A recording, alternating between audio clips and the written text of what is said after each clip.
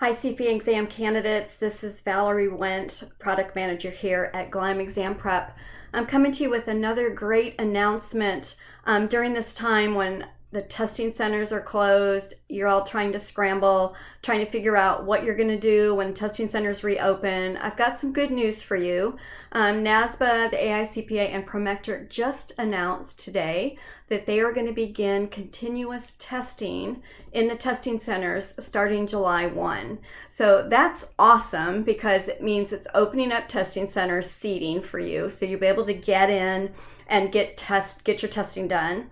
The other thing is that what it's going to allow you, even more importantly, is that once you get your scores back, in the event that you do fail a section, which we're all hoping you don't, but if you do fail a section, you no longer are going to have to wait to another testing window to retake your test. So that means you should be able to get through your 4 parts of the CPA exam even more quickly than you could have previously. And so I hope you see this as a great sign of encouragement for you. I hope that you will stay tuned for more information. You can always check the Gleim.com website. We're keeping everybody updated with regard to the coronavirus. For more information on the continuous testing, I recommend that you visit the NASBA.org site. That's NASBA.org.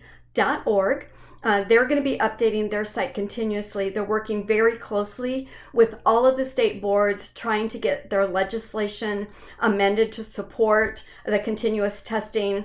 From all signs, the state boards are all in agreement that this is a good thing. So that's exciting. So I hope you're doing well. I hope you're staying healthy. I hope you're staying indoors, practicing social distancing. As we get more information, we'll be sure to pass it along your way. Have a great day.